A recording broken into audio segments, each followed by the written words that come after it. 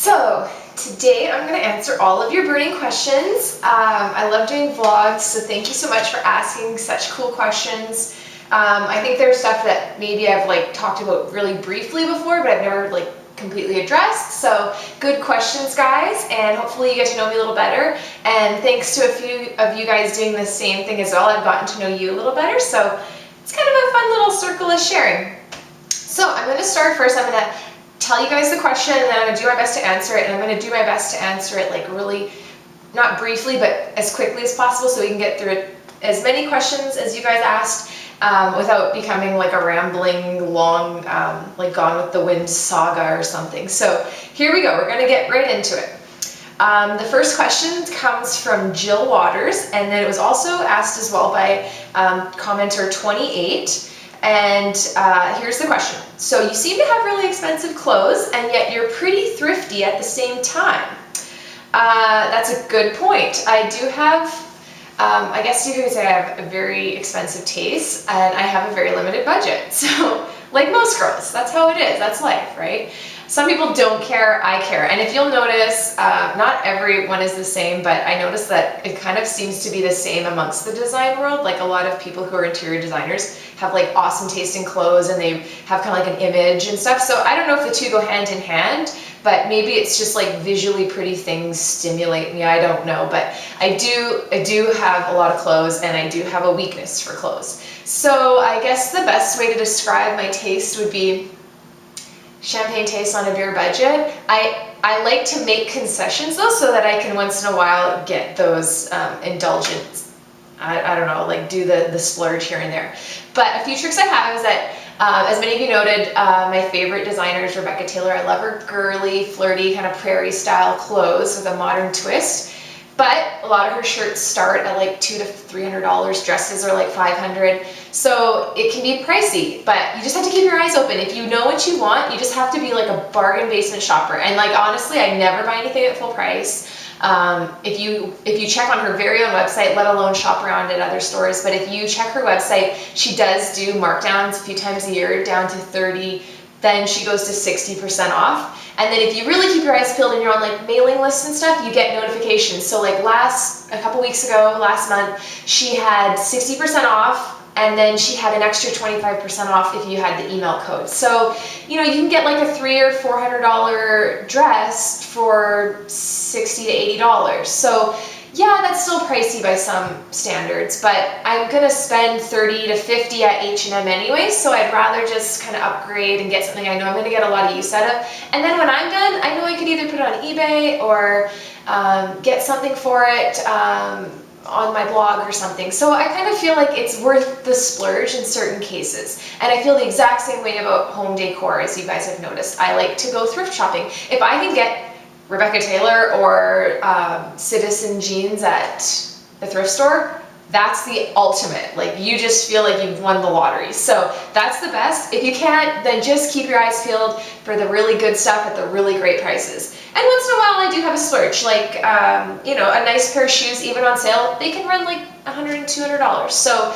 the trick is not to do it very often. I do it maybe once or twice a year where I'll update maybe 1 or 2 pairs of shoes and a nice jacket. And then for the most part, I'll maybe try and get in 5 or 6 blouses throughout the whole year and a couple pairs of jeans. So it seems like a lot of money up front, but when you're getting a lot of quality, I feel like that I'm not so much a thrift shopper as a value shopper. That's the best way to put it. I'm a value shopper. So if I get a good value, I'm happy. Erin had a spin-off on the question by asking what my favorite stores are, which I've kind of just talked about Rebecca Taylor. As far as clothing stores, I love J. Crew. Anthropologie, I never buy anything full price at Anthropologie. A, it's kind of pricey, and then B, I don't really feel like they're designer clothes. They're kind of a funky twist on Forever 21. I don't know, but I'll always go straight to the back to the sale section. I love Forever 21 and H&M and Zara, but for the most part, I'll try and just keep my eyes peeled on Shopbop or Neiman Marcus. They often have extra 30% off sale stuff. So just keep your eyes peeled, guys. I promise your diligence will pay off, especially if you have expensive taste. As far as like spinning off the favorite store question, you guys, a lot of you asked what my favorite thrift stores are, and so locally in the Edmonton area, if you're in Edmonton, my favorite thrift stores are always the Salvation Army. I just feel like they are the best quality clothes. They tend to like be picky. Goodwill is as well for clothes, but I find that the prices at Salvation Army are the most competitive. You won't go in there and see like a china cabinet for like $200 or $300, which I sometimes do at Goodwill. So Goodwill is good for knickknacks and stuff in the Edmonton area. Overall, just keep your eyes peeled. Honestly, you just have to go to the mall. So the three I frequent are Goodwill, Salvation Army, and Value Village. Value Village doesn't have furniture, but I find Value Village is the most expensive of all of them, but they do have cool stuff. So just check them all. I really don't have a favorite. Honestly, I wish I could answer that better. I don't have a favorite. Moving on, Ginger and Miss Rubio asked what my other half does. So Sean, I guess I'm not going to spill the beans completely because that's his decision to if he wants to talk about it or have me share about it. But Sean is he formerly owned he was a partner in a restaurant.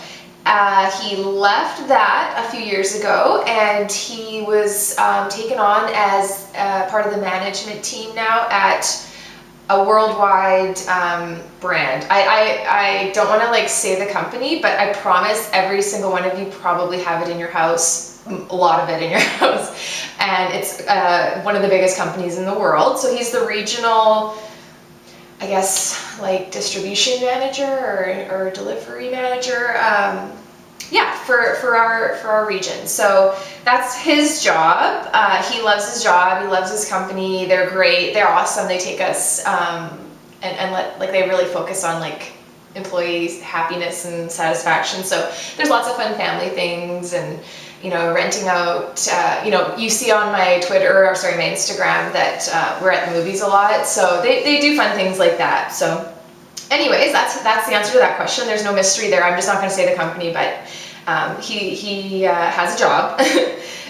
Courtney and a few others were wondering about the baby situation around here. So I guess it's no lie, Ren is not a baby anymore. She's a big girl. She'll be the first to tell you that. And if you ask her, Ren, do you want to be a big sister? The very first thing she will say is no. She has no interest in having a baby around here, and to be honest, neither does her mom. I feel like I wanted to be a really young mom, and I was 24 when Ren was born. Being a mom is really hard work. Any other mom out there will tell you the same thing.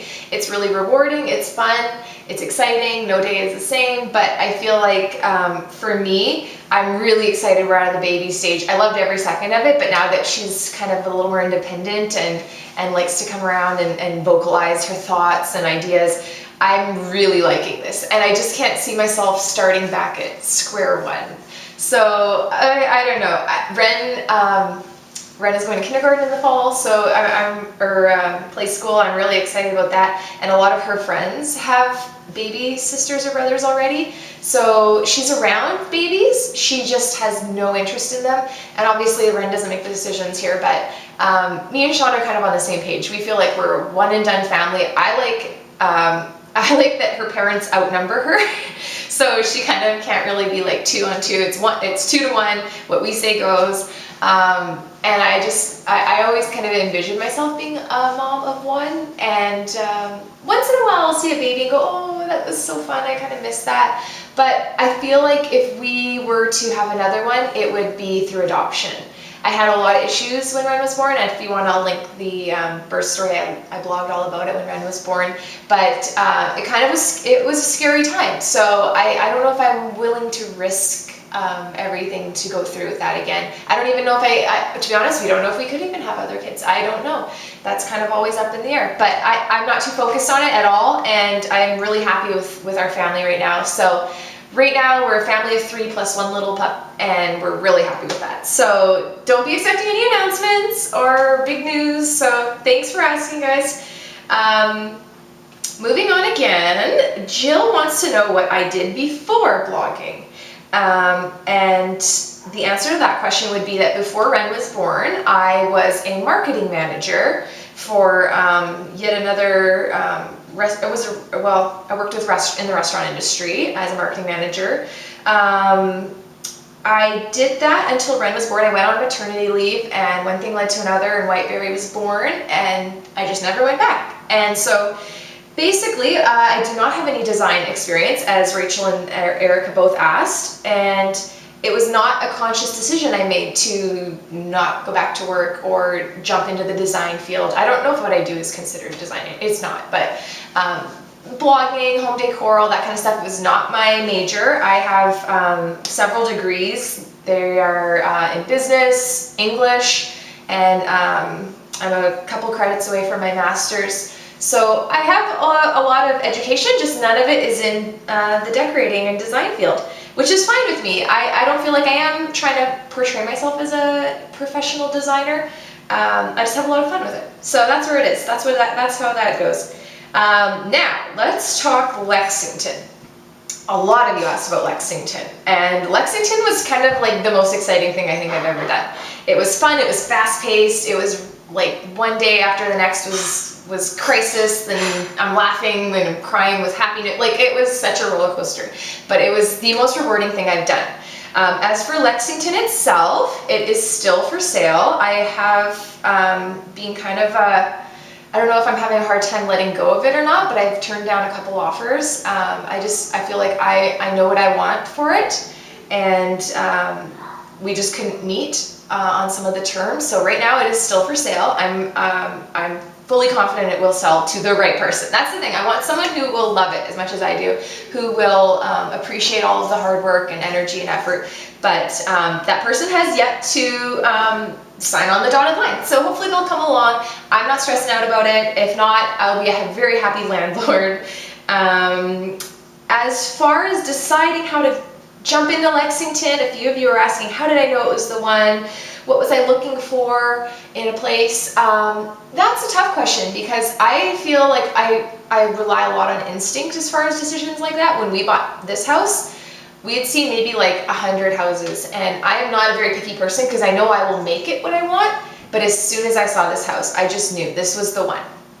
Like, I literally didn't see any of it. I opened the front door and I said, I'm home. I'm home. So when I saw Lexington, it was kind of the same way, and it was, Lexington kind of just feels like it was meant to be. I looked at a lot of places. Lexington was a lot more expensive than I was looking for. I really wanted to start with something very small, like 500 square feet. I wanted to start with something I felt like I was able to tackle. And Lexington is big, so I felt overwhelmed at first, but when I walked in the door, I knew I was at the right spot. So Lexington, and Lexington was a foreclosure. So the way it all worked out, I'm not going to get into like the long drawn out story because it was very dramatic and I didn't blog about any of it, but getting Lexington was quite a challenge. It was a solid 2 months before it all got resolved through, courts and whatnot. So it was a big undertaking, and the way it worked out, it was absolutely meant to be, and both parties, everyone around agrees that the way it worked out was insane. So Lexington was just meant to be for me. I knew that. But if you're looking for a place similar to whether it's flip, move, invest, I feel like there is a lot to do with intuition, but you have to know your market really well. So I did look at a lot of stuff before Lexington. I probably looked at hundreds and hundreds online and dozens in person. And you have to work with someone you really trust. I really trusted my realtor. She was awesome. I still work with her. She's amazing. And I feel like she knew what I was looking for, and she got me. Like, she got me. I didn't have to explain anything to her. She knew exactly what I was going for.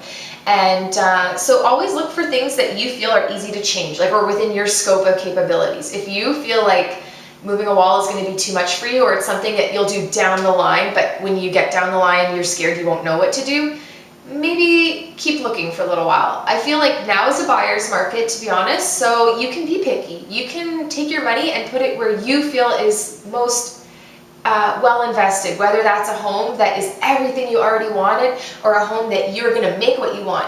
But just make sure that you have like a small list. Don't be unrealistic. Just have a small list, and if 2 bathrooms is really important to you, right there, just don't look at anything else, because I hate being that person who goes, I only have this much money to spend and I need these few things, and then you kind of start looking around and just getting curious, and then you see something you want but you know you can't have it. That is the hardest thing. So I try and keep my blinders on and stay focused for what I want, what I need, and then just stick to that. So look at a lot of stuff, because a lot of times too, you don't know what you need or want until you've looked at something. So there's no harm in just being floating around and looking at all sorts of stuff. But once you feel like you have a good idea, really focus down on what you need. For some people, it's strictly what the cost is. That's just reality. I think that covers it all for Lexington. Tiffany Larkin asks if I would want my own show or line of furniture. And that's a really, wow, that's a flattering question that someone would even think I could have a show or my own line of furniture. I would love a show, I guess. I have no idea what it would be about. I don't have like that much excitement happening in my life. Yeah, I would. I think that'd be a fun show, depending on what kind of show it is. Like, I would never go on like a reality show or anything like that. I'm not that kind of person. Like, I feel like I'm actually a really private person. So if it was a show just about like something like Lexington or something, yeah, bring it on, because there's tons of moments where I thought, damn, this would make a really good show. This is crazy. As for his furniture line, I don't think I have any of the experience needed. I obviously love furniture. I paint furniture, hello. But I don't feel like painting furniture is even my favorite part of it all, of Whiteberry. My favorite part, it truly is the photography, the styling, and the decisions. The actual labor and the work and the selling and the moving it, that's not that fun. I'm gonna be honest with you guys. Unless you're also in the same industry and that's what you really enjoy, just looking at the pictures, it probably looks like a lot of fun, but there's a lot of heavy duty work involved, and that's not so much fun. So probably not a line of furniture. A few of you asked the topic of living in a White House. That's a good question, because I am just going to be honest with you. My house is dirty. It usually is. If you walked in and said, I want to take a picture of every room, I'd shut like half the doors and say, sorry, I lost the key. But at the same time, I entirely believe in the life is too short philosophy, and I'm not going to live with a brown micro suede couch that I hate because I'm worried that my kid's going to get dirty on it. I just don't. I'm just that kind of person. So some people, they just live in the practical side of things. I enjoy living in the beautiful side. Yes, you can have both. If you love brown micro suede couches and that's your thing, cool, I'm so happy. But for me, white, specifically upholstered furniture, is just, it makes me so happy, and I feel like light and peaceful, and I just feel great. So I'm willing to overlook, you know, a dirty fingerprint here and there, or Monkey, you know, he doesn't get on the furniture, he's too small, but he likes to like itch his face on the furniture. Sometimes he's got a dirty mouth. I have to wash it, but I just feel like that energy that I spend cleaning once in a while is so worth it. For me, not for everybody. But if you feel like you are just being smothered in darkness, or you feel like your soul is aching to have white and bright, just do it. Like, honestly, slipcovers, I can always toss them out. I can always buy a new one. I can always have a new one made. It's not cheap, no, but I mean, it's just, life is too short. That's how I feel. I probably spend too much money on certain things and way too much energy on certain things, but I don't care that much when things get a little bit dirty. I think that's part of living with white, but obviously it's not disgusting, dirty mess. It's got a few little marks here and there. You just live with it. But you're happy. That's the most important. Life is too short. Just be happy, guys.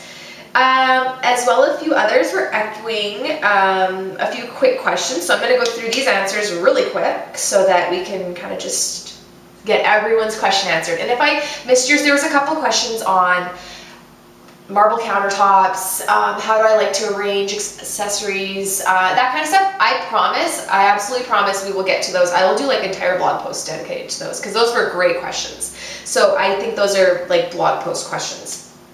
As far as like quick questions, here are a few you guys asked. One, what would be my go-to color if there was no white or gray? Ooh, that's hard.